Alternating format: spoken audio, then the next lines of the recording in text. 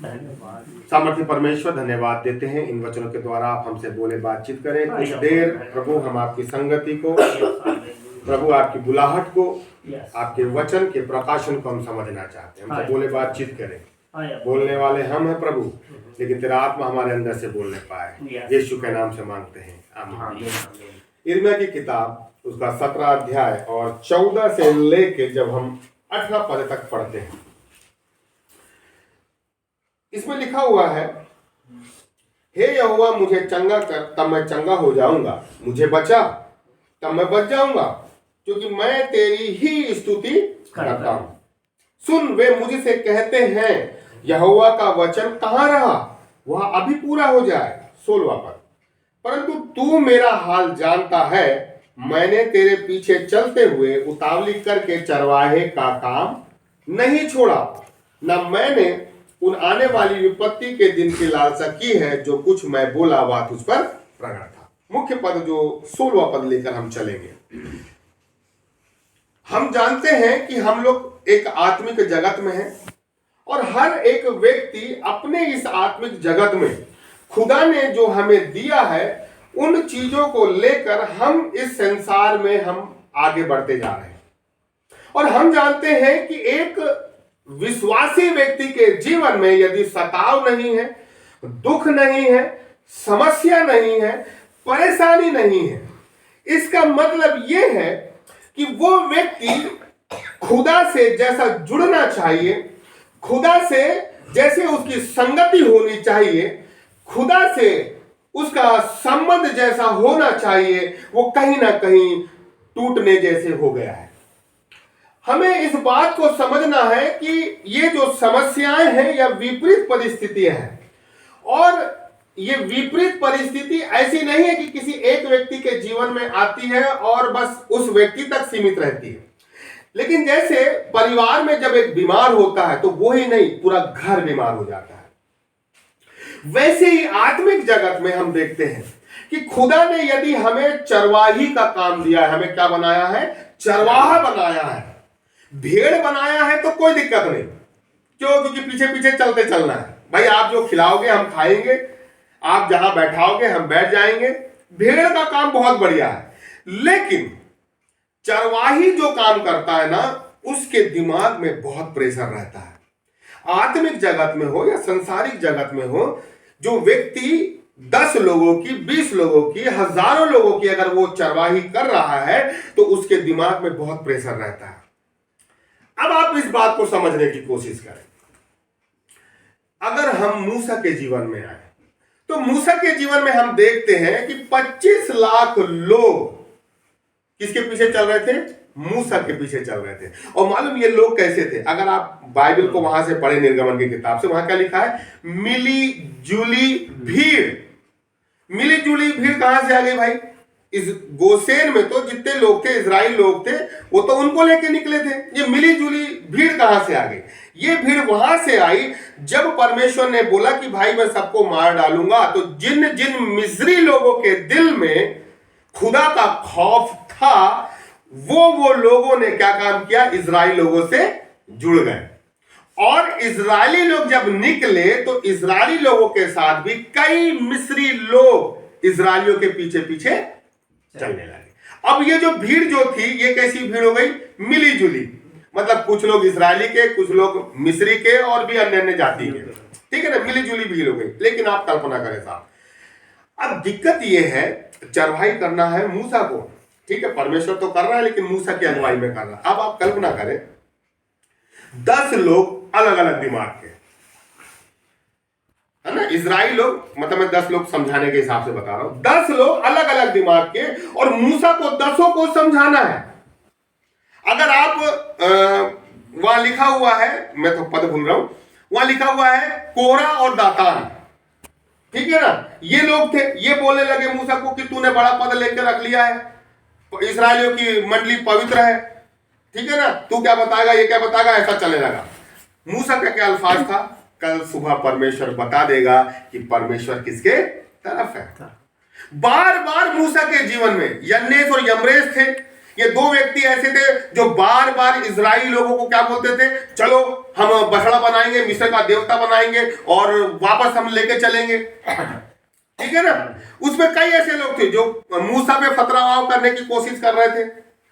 कई ऐसे लोग थे जो मूसा के पास पानी मांग रहे थे। कई लोग क्या थे, खाना मांग रहे थे। लेकिन उससे भी दयनीय स्थिति जो बाइबल में मुझे जो लगी वो ये थी कि मूसा की बहन मरियम मर गई है। मूसा की बहन मरियम मर गई है और इजरायली लोग उसके दुख में शामिल होने की बजाय कि भाई तेरी बहन मर गई, हमारे अगुए की बहन मर गई है तो भाई अब पछताप करें, रोए, छाती पीटे, थोड़ा सा शोक मनाए, इजरायली लोगों को या उस मिली जुली भीड़ को मूसा से कोई मतलब नहीं। उसकी बहन मर गई है लेकिन ये लोग बोलते हमें पानी पिला। और मूसा, आप कल्पना करो साहब, आप मूसा के दिल का समझो। एक तरफ बहन मर गई है लेकिन अपनी बहन को छोड़ के वो अपनी लाठी उठाता है और जिन लोगों की जवाबदारी खुदा ने उसको दी है उन लोगों की प्यास मिटाने के लिए उसी मेंटली प्रेशर में, उसी दबाव में, उस बड़े दुख में जब उसकी बहन मर गई है वो क्या करने चला जाता है, उन लोगों की चरवाही करने चला जाता है, उनके लिए पानी निकालने चला जाता है। कभी हम लोग कई बार उस चरवाहे की, उस दिमाग की स्थिति को नहीं समझ पाते कि वो व्यक्ति किन किन परिस्थितियों से होके गुजर रहा है। ये लोग मूसा के दुख में शामिल होने के बजाय उसके दुख को और बढ़ा रहे हैं। और आज भी यही है। आपके पास 50 भेड़ है ना, वो कभी आपके दिल को समझने की कोशिश नहीं करेगी।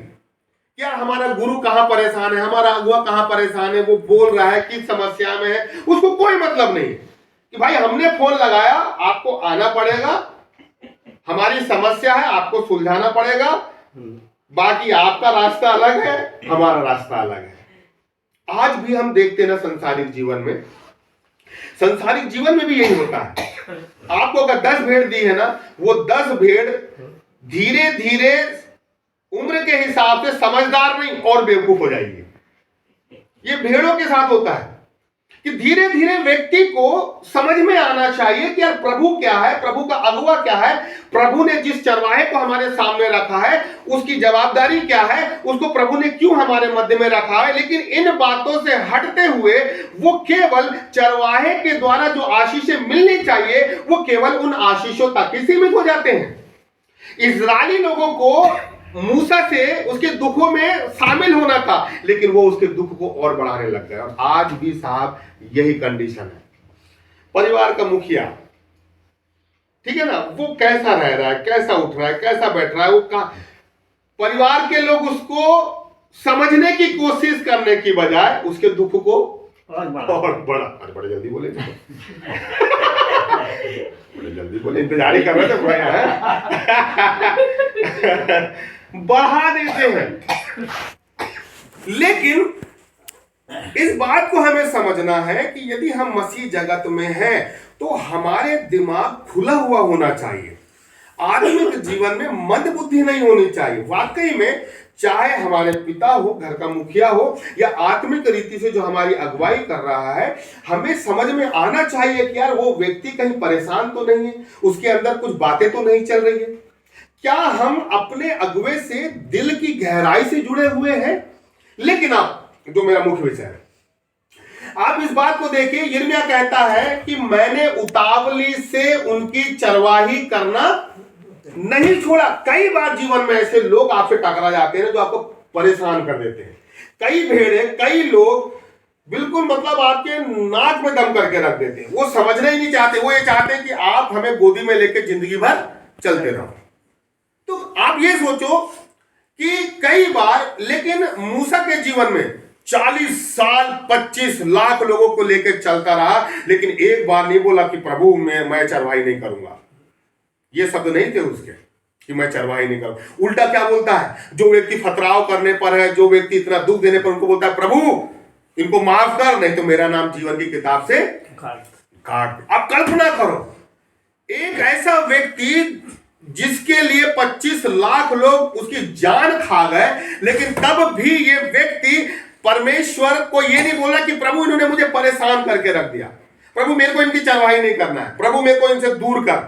लेकिन तब भी वो क्या कर रहा है, वो धीरे धीरे उनके लिए परमेश्वर को बातचीत कर रहा है कि प्रभु तू ऐसा काम मत कर। लोग क्यों बोले कि तूने इसलिए निकाल के लाया है कि जंगल में तू इन्हें नाश कर। अब देखो, जब एक चरवाहा जब इस सोच में आ जाता है, जब एक चरवाहा इस सोच में आता है कि प्रभु ये भेड़ तूने मेरे को दिया, इसलिए यीशु मसीह क्या कहता है, प्रभु जितनी भेड़ें तूने मुझे दिया उसमें से मैंने एक भी नहीं खोया। 12 लोगों के लिए यीशु मसीह बोल रहा है, और जिसमें 11 लोग तो ईमानदार थे 3.5 साल तक, लेकिन गतसमनी के बगीचे में 12 के 12 बेईमान हो गए। कोई इधर भाग गया, कोई इधर भाग गया, यीशु मसीह को छोड़ के भाग गए। लेकिन आप सोचो कि यीशु मसीह अंत तक अपने चेलों के लिए, अपनी भेड़ों के लिए ईमानदार रहे।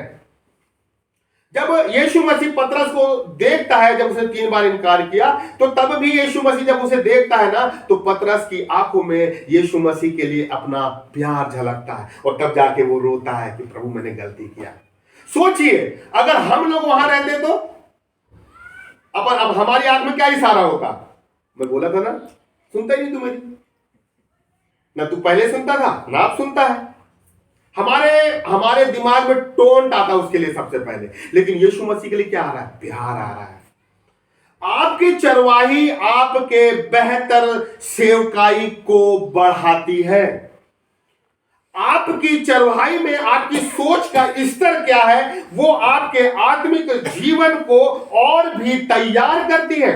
जो व्यक्ति केवल ये सोच के चला जाता है कि यार मैं तो इन्हें छोड़ दूंगा, अरे ठीक है इनको जैसा लगे वैसा करे, ठीक है प्रभु मेरे को तो जो मिल रहा है भाई मैं तो आगे बढ़ता जाऊंगा, इनको छोड़ दूंगा, ये ठीक ठाक लोग नहीं है, मन के बेकार लोग हैं, मैं आगे निकल लूंगा। लेकिन एक प्रभु का चरवाहा जब इस सोच में आ जाता है, खुदा चाहे भेड़ें अच्छी हो, चाहे भेड़ें पुरानी हो, चाहे भेड़ें कैसी भी क्यों ना हो, लेकिन मैं सबको लेके चलूंगा, और मेरी नजर में चाहे अच्छी भेड़ हो या कैसी भी भेड़ क्यों ना हो, मैं सच्चाई से उनको लेके चलूंगा। जब एक चरवाहा इस सोच में आ जाता है ना, तो फिर वो साधारण नहीं रहता, हमारी सोच कई बार ना, हम लोग इसलिए आशीषित भी नहीं है क्योंकि हम लोगों को छोड़ते छोड़ते आगे बढ़ रहे हैं। हमने लोगों को छोड़ दिया, उनके हाथ में छोड़ दिया, हाँ भाई ये तो समझने को खाली नहीं है, इसको जैसा लगे वैसा करे, ठीक है। फिर आ गया, फिर इससे 6 महीने 8 महीने किए, फिर इसकी कमी समझ में आई, ठीक है इसको जैसा लगे।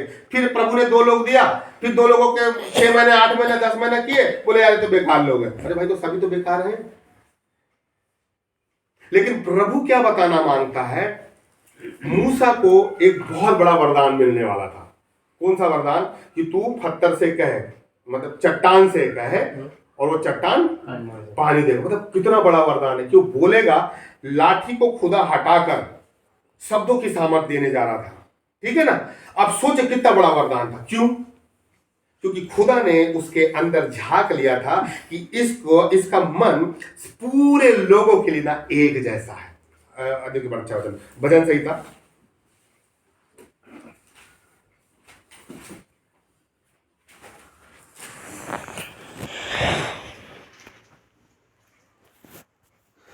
78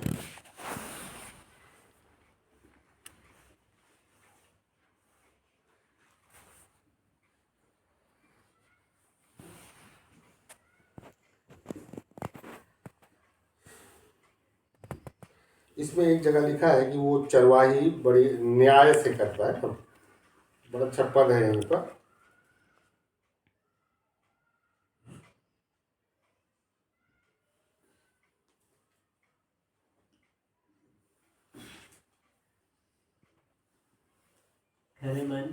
हाँ किसमें 72। तब उसने, भजन 78 उसका 72, तब उसने खरे मन से उनकी चरवाही की और अपने हाथ की कुशलता से उनकी अगुवाई करी। अब आप देखिए यहाँ लिखा है खरे मन से। सेवकाई के दौरान अगर खुदा ने हमें चरवाही का बोझ दिया है ना, तो खुदा उस चरवाही के माध्यम से आपके मन को क्या करना मांगता है, वो खरा करना मांगता है। और जब आपका मन खरा हो जाता है ना, तो खुदा आपको उसी स्तर में नहीं रखता, लेकिन आपके स्तर को वो क्या करता है, बढ़ाते जाता है। और जहां हमने लोगों को छोड़ना चालू कर देते हैं, फिर हम लोगों को छोड़ना चालू कर देते हैं, तो धीरे धीरे हम जिस स्तर में हमने खुदा के साथ संबंध बनाया था, हम उसी स्तर में सिमट के रह जाते हैं। लेकिन यिर्मयाह कह रहा है कि मैंने उतावली के साथ चरवाही का काम नहीं छोड़ा। मुझे ये बात समझ में आती है कि जीवन पर्यंत आपसे कितने लोग भी जुड़ जाए, आपको चरवाही का काम नहीं छोड़ना है। अगर खुदा ने जगदीश भाई को मेरे को दिया है, तो जीवन पर्यंत मेरा क्या काम है? उनको लेके चलना। देखो मेरे को ये चीज बड़ी अच्छी लगती है। आप कल्पना करो, परमेश्वर लेके चल रहा है, ठीक है, 25 लाख लोग। आप सोचिए कितनी औरतें होंगी, गर्भवती होंगी, ठीक है ना, कितनी औरतें गर्भवती होंगी, कितने बुजुर्ग होंगे जो खटियों पे लेके जा रहे होंगे, कितने बच्चे होंगे जिनको माता छाती से चिपका के जा रही होंगी। और सेम टू सेम जानवरों के साथ भी होगा। कितने जानवर प्रेग्नेंट होंगे, कितने जानवर जख्मी होंगे। पर परमेश्वर का आप इंतजाम देखो। बाइबल कहती थी कि जब जब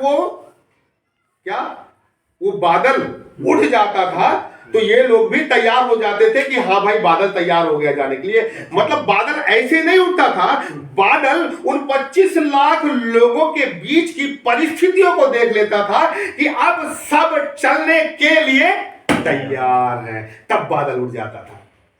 और फिर जब वो आगे जाता था, तो ये नहीं है कि बादल आगे जाता था तो पीछे का प्रभु को कुछ याद नहीं है, लेकिन जैसे बादल आगे जाता था और फिर देखता था कि परमेश्वर की परिस्थितियां किसी की बिगड़ रही है, तो बादल क्या होता था? ठहर जाता था।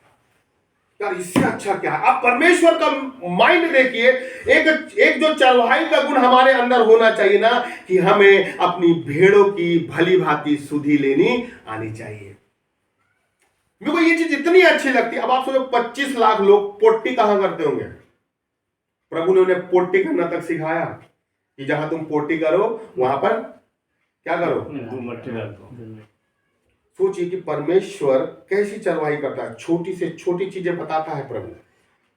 समझ आ रहा है भाई? यही चीज हमारे जीवन में होना चाहिए कि जब हम चरवाही करें ना, तो चरवाही के दौरान खुदा भी हमें ना जाने कितनी बातें सिखाता है। लेकिन एक चीज जो प्रभु ने मुझे सिखाया पिछले दिनों, हम सेवकाई में लोगों के बीच में इतना उलझ जाते हैं, हम उलझ जाते हैं। फिर हमें लोगों का फोन आता है, हम प्रार्थना करना चालू कर देते, फिर लोगों का फोन आता है, हम उनकी काउंसलिंग करना चालू कर देते, फिर फोन आता है, हम उनसे जुड़ जाते हैं। और धीरे धीरे ऐसा होता है कि हम लोगों को सिखाने लग जाते हैं, समझाने लग जाते हैं, बाइबल का प्रचार करने लग जाते हैं, और जो हमारी पर्सनल संगति खुदा के साथ होनी चाहिए ना, वो छूटने लग जाती है। 1 दिन 2 दिन 4 दिन हम सेवकाई में लीन होने लग जाते हैं, और हम अपने आत्मिक जीवन में प्रभु से दूर होने लग जाते हैं, हम लोगों में उलझ जाते हैं। लेकिन सबसे अच्छी चीज है मूसा की, कि मूसा परमेश्वर के पास जाता था, वहां इजरायली लोगों के लिए कुछ कुछ बातें लेके आता था, उनके सामने रख देता था, और फिर प्रभु के पास चला जाता था। अब कल्पना करें, ये सबसे अच्छी चीज एक चरवाहे के अंदर होनी चाहिए कि खुदा के पास जाए, सुने, और जिसके लिए जो संदेश है वो दे, और भाई अपने घर में चले जाए। हम लोग उलझ गए हैं, समझ रहे हैं? सेवकाई हो, घर हो, नौकरी हो, हम लोग ना उलझ गए। हमारे दिमाग में, पवित्र आत्मा मेरे मन में डाला, हम लोग उलझ गए हैं। अब हमारे दिमाग में ना बहुत से विचार चल रहे हैं। हम ये कर लेते हैं, ये नहीं होगा तो ये कर लेते हैं, ये नहीं तो फिर अब ये कर लेते हैं, कुछ तो कर लेंगे, कहीं भी तो हाथ डालेंगे, सफलता खुदा देगा। मतलब हम लोग इतने चालाक लोग हैं ना, हमसे चालाक कोई नहीं है। हम बोलते प्रभु ये कर लेंगे, नहीं तो ये कर लेंगे, ये नहीं तो ये कर लेंगे, और कुछ तो करेगा प्रभु तो हमारे साथ है, प्रभु तो हमारे साथ करेगा। आज जैसा हमारा विश्वासी लेवल होना चाहिए ना, आज हमारा विश्वासी लेवल नहीं है। जैसे खुदा देखो, हारून के लिए मेरे दिमाग में डाल रहा है कि वो सारे विचार चल रहे हैं, ठीक है ना, ये कर लूं, ये नहीं तो ऐसा, ऐसा नहीं तो वैसा, ऐसा, ये सोच रहा है, ठीक है ना भाई? तूने मेरे को बताया तो नहीं बताया ना? फेसबुक में वैसा कुछ अपडेट तो नहीं किया कि मैं वहां से पढ़ के बता रहा हूं। लेकिन आपको यही तो समझना है कि आपको पहले अपने चरवाहे के पास जाना है, और उसके सामने अपनी चीजें रखना है, और खुदा से बोलना है, खुदा इसके माध्यम से मेरे लिए एक दिशा बता कि मैं किस दिशा में चलूं। आजकल व्यक्ति क्या होता है ना, खुद चरवाहा बन गया है। आजकल व्यक्ति बाइबल और पवित्र आत्मा पाने के बाद वो खुद सोच लेता है कि यार हाँ भाई, कुछ भी हो, कितनी भी गलती करें, कितने भी पाप करें, कितनी भी नौटंकी करें और काम धंधे में हाथ लगाए, बोले नहीं प्रभु तू करेगा। अच्छा, आप मनमानी कर लो और प्रभु की तरफ बोलो कि प्रभु करेगा। नहीं, आपको समझना है आपका जीवन वैसा होना चाहिए और पहले आप अपने चरवाहे के पास जाएं और उससे प्रभु की अगुवाई में एक रास्ता आप निकालने की कोशिश करें। आज हमारे साथ दिक्कत, बहुत सारी दिक्कत हो गई आत्मिक जगत में। जो सबसे बड़ी दिक्कत ये हो गई है कि व्यक्ति कहीं ना कहीं अपने हिसाब से वो उलझते जा रहा है और उसको ये भी समझ में नहीं आ रहा है कि भाई मैं उलझ रहा हूं। सुलझा हुआ व्यक्ति हमेशा आशीषित रहेगा और उसको 5 मिनट में यदि वो प्रभु का नाम ले लेना तो पवित्र आत्मा उसको छू लेगा। सुलझा हुआ व्यक्ति, उलझा हुआ व्यक्ति कितनी प्रार्थना करे उसे महसूस ही नहीं होगा कि यार कुछ हो रहा है क्या। लेकिन हमें इस बात को जानना है, कहीं ना कहीं हम उलझ रहे हैं। हमें कुछ समय, जो प्रभु मेरे मन में डाल रहा है, हमें कुछ समय अपने परिवार से, अपने घर से, अपने लोगों से वो समय निकाल के हमें व्यक्तिगत प्रभु के सामने बैठकर हम जहां जहां उलझे पड़े हुए हैं, जिन जिन क्षेत्रों में हमारा दिमाग चल रहा है लेकिन उत्तर लेके नहीं आ रहा है, जिन जिन बातों में हमारा मन उलझा हुआ है लेकिन वहां से कोई समाधान निकल के नहीं आ रहा है, हमें प्रभु के पास बैठने की जरूरत है। बैठ रहा है भाई यार? मुझे नहीं लग रहा, मुझे नहीं लग रहा, झूठ बोल रहा है। एक चीज तो है भैया, परमेश्वर जरूर बात करता है। हमें इस बात को समझना है, पवित्र आत्मा पहले बात कर रहा है, पहले अपन वो बात करें, हमें याद रखें। हमें इस बात को समझना है कि प्रभु, मेरे को प्रभु, जब मैं गाड़ी से आ रहा था, मैं हमेशा बता रहा हूँ कि जब भी मैं बंटी भैया के आया ना तो मेरे को गाड़ी में ही वचन मिला है ना। मेरे को वहां वचन मिल चुका था। कहां पर? गाड़ी में। मेरा प्रभु क्या बोलूंगा। प्रभु ने बोला कि याकूब से बोलना। याकूब में से कौन सा? जब वो स्वर्गदूत के साथ मल युद्ध करता है, मेरे को प्रभु ने वहां बोला। लेकिन यहां जैसे बैठा, ठीक है ना, तो प्रभु ने ये वाला वचन दिया कि उतावली से चरवाही। मैं बोला प्रभु इसमें कुछ नहीं आता मेरे को। बोला तू बोल। इसका मतलब ये है कि कहीं ना कहीं हम चूक रहे हैं। समझ रहे? इसका मतलब ये है कि कहीं ना कहीं हम चूक रहे हैं। अब जो समय है ना, वो अपने आप को ढील देने का समय नहीं है।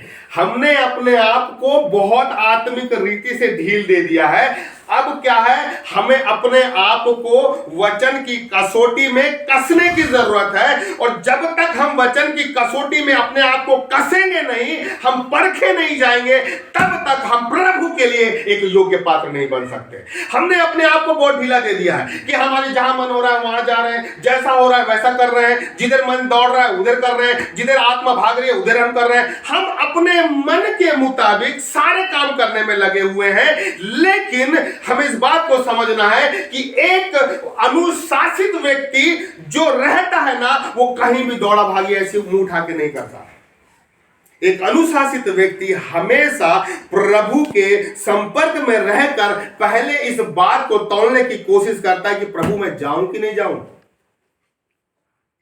हारून के लिए पता नहीं, हारून के लिए क्यों ऐसा क्या आ रहा है, ऐसा क्या कर दिया हारून ने, पता नहीं भाई। लेकिन कहीं ना कहीं हारून उलझाने लगा। हारून जैसा पहले जो इसका मन था, मतलब आज से 2 साल पहले जो इसका मन था, जैसा मन इसका खुदा के लिए था, जो एक बड़ी पवित्रता और एक सच्चाई इस बच्चे के अंदर थी, आज कहीं ना कहीं उलझ गया।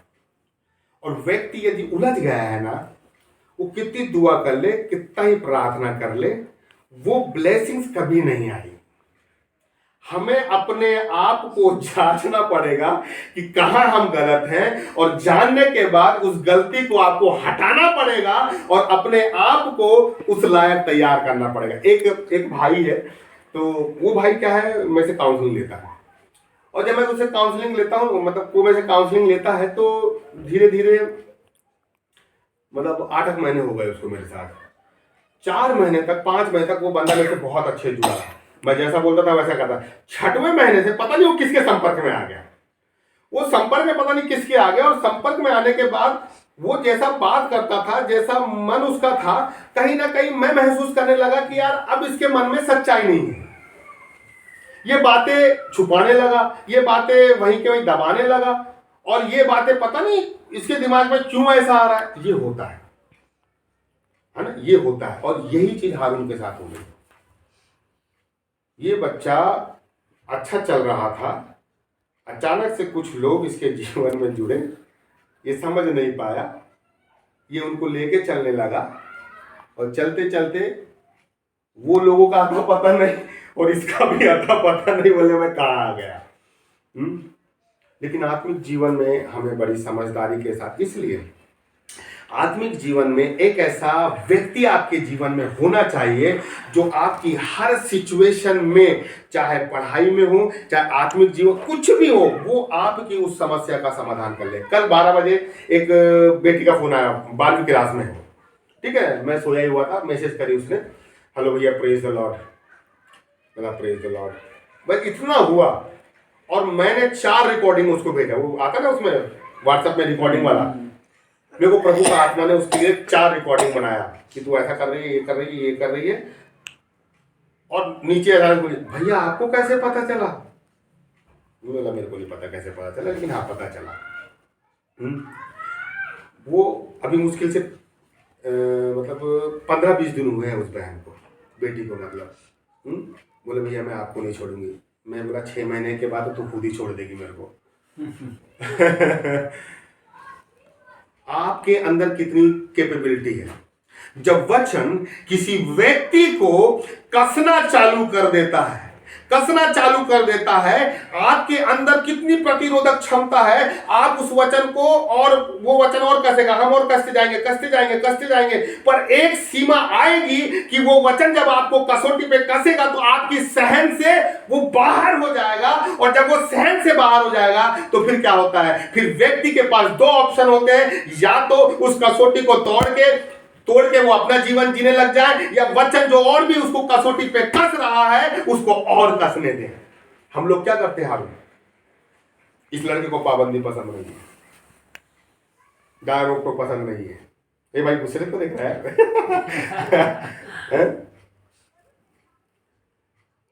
लेकिन प्रभु कहते हैं कि हमारे जीवन में एक व्यक्ति चाहिए जो हमें हमेशा रोके रोके, चाहे वो माँ बाप हो या आत्मिक गुरु हो या कोई भी हो। एक व्यक्ति खुदा ने हमारे ऊपर इसलिए रखा हुआ है कि वो हमें क्या करे, अनुशासित करे और वचन की कसौटी पर हमें कसता रहे। देखिए जल्दी आइए, एक वचन में आइए, उत्पत्ति की किताब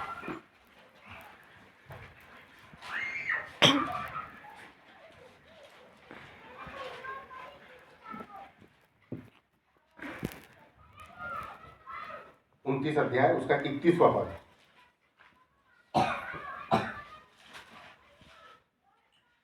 तब यहोवा ने देखा कि लिया अप्रिय हुई है, तब उसने उसकी कोख खोली पर राहेल बांझ रही। अब देखिए, याकूब की 2 पत्नी थी, एक का नाम लिया, एक का नाम राहेल।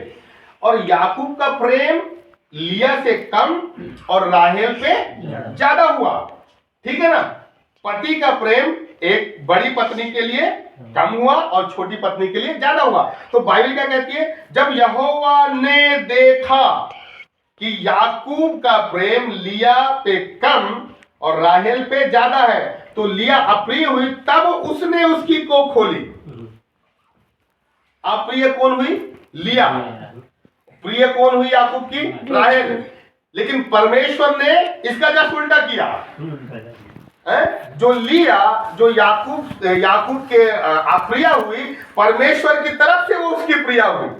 और परमेश्वर ने लिया की को खोली, और जो याकूब का प्यार राहेल से अधिक हुआ वो बांझ रही। परमेश्वर कभी पक्षपात नहीं करता। व्यक्ति याकूब लिया से कम प्यार कर रहा है, राहेल से ज्यादा प्यार कर रहा है। लेकिन जैसे परमेश्वर ने देखा कि याकूब लिया से कम प्यार कर रहा है, तो परमेश्वर लिया से ज्यादा प्यार कर रहा है। इस संसार में एक बात को याद रखें, आपसे जो जितना कम प्यार करेगा, आप आप जिन जिन व्यक्तियों के लिए आप प्रिय साबित होंगे, लोग आपको अपमानित करेंगे, लोग आपको कुछ भी बोलेंगे, लेकिन परमेश्वर की दृष्टि में आप प्रिय साबित होंगे। परमेश्वर देखेगा कि हाँ यार, ये आप प्रिय, इस संसार में आप प्रिय साबित हुए हैं, मतलब ये मेरे लिए प्रिय साबित हुए हैं। परमेश्वर की दृष्टि में समझने की कोशिश करें। आज का व्यक्ति क्या काम करता है? वो लोगों से प्रेम ज्यादा करने की कोशिश कर रहा है, अपने लोगों से ज्यादा प्रेम करने की कोशिश कर रहा है, अपने भाई बंधु रिश्तेदारों से ज्यादा प्रेम करने की कोशिश कर रहा है। करो, कोई मनाही नहीं है, लेकिन परमेश्वर से ज्यादा नहीं होना चाहिए ना। कई बार हम लोग दुनिया की भीड़ में इतना खो जाते हैं कि परमेश्वर हमसे बहुत पीछे हो जाता है। आज का जो समय है वो केवल हमें इस बात को देखना है कि कहीं हम उलझ के तो नहीं रह गए, हमारा दिमाग कहीं उलझ के तो नहीं रह गया, कहीं हम किसी बातों में इतना तो नहीं उलझ के रह गए हैं कि दिन रात बस हमको वही समझ में आ रहा है। कुछ ऐसा तो नहीं सोच रहे हम कि हम आगे चल के ये काम करने वाले हैं और उसको कैसे करेंगे, क्या करेंगे, फाइनेंस कहाँ से होगा। हम मुझे ऐसा लगता है, पता नहीं क्यों, कि हम बहुत सी ऐसी चिंताओं में और बहुत सी ऐसी बातों में हमने अपने दिमाग को रख दिया है। पर बाइबल क्या कहती है? बाइबल कहती है, तू मेरे नाम का स्मरण कर, और क्या लिखा है? मेरे नाम का स्मरण करके सारे काम कर, मैं तेरे लिए सीधा मार्ग निकालूंगा। तो भाई, जब प्रभु कह रहा है कि तेरे को स्मरण करना है, स्मरण करना का मतलब क्या है? प्रभु, मैं यह काम करने जा रहा हूं, मैं आपकी आशीष को मांगता हूं, सारी चीजें आप करें, बस ये होता है स्मरण करना, याद करना। बस हमने याद किया और अपना काम। लेकिन हम ये नहीं कर रहे, हम 3 दिन 3 महीने उस बात में सोच रहे हैं, अब कैसा होगा, ये होगा, ये कहां से ऐसा कर लेंगे, वैसा कर लेंगे, कर लेंगे। 3 महीने हम सोच रहे हैं और इतना सोच लिए कि हमने वो काम चालू भी कर दिया, पता लगा प्रभु का नाम भी याद नहीं है। तो सबसे कठिन बात है कि आप जब किसी एक व्यक्ति को भी आप उसकी चरवाही कर रहे हो, तो आपके चरवाही का स्तर इस लेवल का होना चाहिए कि वो आपसे जो भी सवाल पूछे या वो जिस समस्या में पड़े, उसके जीवन में जो भी कठिनाई चल रही है, आप वचन के द्वारा उसका उत्तर आप दे सकें। आज हमारे चरवाही का क्या स्तर है? आज हम लोग भी कई जगह पर उलझ गए हैं, लोग हमें चरवाहे बोलते हैं, लेकिन आज हमारे जीवन में क्या वो अभिषेक मिल रहा है? क्या हमारे अंदर वो प्रकाशन मिल रहा है? क्या हमारे अंदर वो खुदा की वो बुद्धि है कि हम 10 लोगों की भी चरवाही बड़ी सच्चाई के साथ कर सकते हैं? क्यों लोग हमसे जुड़ने के बाद क्यों खुद वापस लौट जाते हैं? क्यों हमसे जुड़ने के बाद लोगों को हमारे अंदर वो भाव, वो प्रेम नहीं मिल पाता, जिसके चलते वो छोड़ के चले जाते हैं? लेकिन एक बात आज गाढ़ बांध लीजिए कि हमें लोग चाहे कैसे भी क्यों ना मिले हो, खुदा हमें यह कहता है कि उतावली के साथ चरवाही नहीं छोड़ना है, जो भी लोग मिलेंगे हमें लेके चलना है। मूसा मिली जुली भीड़ को लेके अंत तक चलता, वो खुद मर गया लेकिन वो यरदन नदी के किनारे तक उसने पहुंचाया। और हमारा काम भी यही है कि जीवन में हम किसी को भी नहीं छोड़े और लेके चलते चले जाए। हम चले प्रार्थना करेंगे, खड़े हो जाएंगे अपनी जगह पे।